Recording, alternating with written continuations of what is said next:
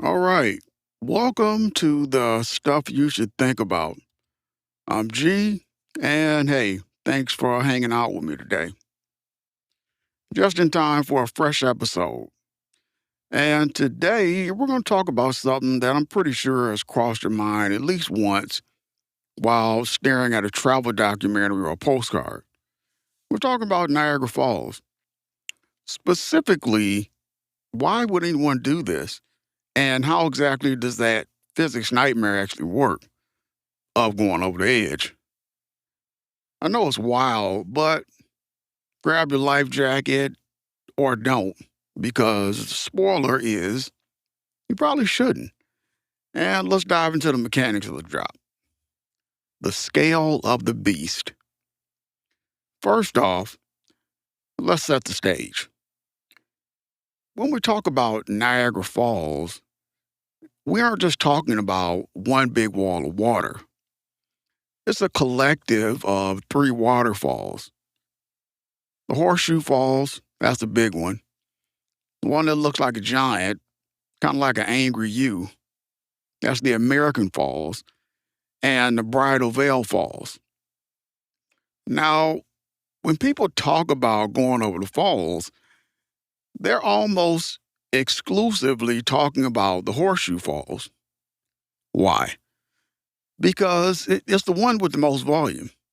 We're talking about 600,000 gallons of water per second thundering over the edge during peak flow. It's not just a waterfall, it's like a hydraulic freight train. Imagine you're standing on the edge. The water is moving at about 20 to 25 miles per hour before it hits the drop. That doesn't sound like highway speed, but you have to remember the weight. Water is heavy. I mean, really heavy. 1 cubic meter of water weighs a metric ton. You're looking at millions of tons of pressure per minute. Even if you're in a barrel, you aren't just falling. You're being pushed by the weight of the river behind you. The physics of the plunge. So, you're in a barrel. Let's say it's a steel reinforced oak masterpiece because, hey, we're doing this in style. You go over the brink. What happens? The first thing you have to consider is the drop itself. It's about 170 feet high. That's roughly about 17 stories. In a vacuum, that's a straightforward gravity problem, I'd say. But here, you've got the curtain of water. When you go over, you aren't just hitting air. You're getting hammered by a constant high velocity spray. This is called the aeration of the water. As the water falls, it traps air. When you hit the bottom, the Maid of the mist pool, that water is so full of oxygen and churn that it loses its density. Think about that for a second. The pool at the bottom is essentially a giant boiling cauldron of foam. Because it's so aerated, it can't support the weight the way calm water can. If you hit that pool at the wrong angle, you aren't splashing into the water. You're hitting something that feels more like a mix between liquid and concrete because water molecules don't have the density to cushion your landing. The barrel myth and reality. Back in the day, we're talking late 1800s to early 1900s, folks like Annie Edison Taylor decided to go over in handmade barrels. Annie was the first person to survive it in 1901. She used a barrel made of iron and oak, padded with a mattress. She survived, but she was hurt. Why? Because she didn't account for the tumble. When you go over the falls, you aren't falling straight down like a stone. The water pushes you away from the cliff face, but the current underneath is churning in a recirculating eddy. You're essentially in a giant, invisible washing machine. Your barrel isn't going to be spun, it's going to be smacked against rocks and submerged under tons of pressurized water. If you don't have a harness, and I mean a serious firefighting pilot grade harness, you're basically a salad ingredient in a blender. You're going to be slammed against walls of your own container with enough force to shatter bone. Annie survived because she was, frankly, lucky and had the foresight to cushion the interior, but she also suffered internal injuries. Why you should never, ever do this.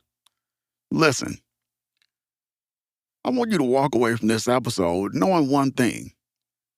The Niagara Parks Commission doesn't play around. Going over the falls is illegal. Not just, oh, you'll get a ticket, illegal, but you'll be arrested, fined thousands of dollars, and possibly hospitalized, illegal. And that's if you live. Statistically, the survival rate is roughly 50-50, and survival is a generous term. Most people who survive the drop end up getting rescued by the Maid of the mist boats or have to swim out of an incredibly turbulent, freezing cold canyon. There's also the issue of the undertow. At the bottom of the falls, there are massive rocks that are broken off over centuries. You don't know where they are. You can't see them through the mist. You might survive the drop, but you could easily be pinned underwater by a boulder the size of a minivan. The why factor. It's interesting, right? Why do people want to do it? It's not just about the thrill. It's a human obsession with conquering nature. We look at something as powerful as Niagara, something that has been carving the Niagara Gorge for 12,000 years, and we think, I want to be a part of that. But the reality, nature doesn't care. The falls don't have a hero setting. It's just physics. It's gravity, volume, and velocity. When you look at the footage of the guys who did it in the 80s or 90s, they always look like they're having the time of their lives at the top. And then the moment they hit the bottom, reality sets in. It's loud, it's cold, and it's disorienting. Look, I love an adrenaline rush as much as the next person, but there's a difference between a thrill and a death sentence. There are so many ways to experience the power of the falls without risking your life. Go on a boat tour. Put on the plastic poncho. Feel the mist in your face. That's enough to make even the toughest person feel incredibly small. If you really want to challenge your physics knowledge, go look up the Great Gorge Trip of 1901. Or look into the geological history of why the falls are moving backward at a rate of about a foot a year due to erosion. That's the real science. The stuff that happens on a time scale that makes us look like mayflies. So, yeah, don't go over the falls. Stick to the observation deck. Buy a souvenir mug. Maybe drink some coffee. Listen to this podcast. And think about how much water is actually moving while you're safely on solid ground. Okay, that's it for today's episode of The Stuff You Should Think About. If you like this episode, share it with a friend who has main character energy and needs a gentle reminder that physics is a harsh mistress. I'm G, and I'll catch you on the next one. Take it easy out there. And seriously, stay away from the edge.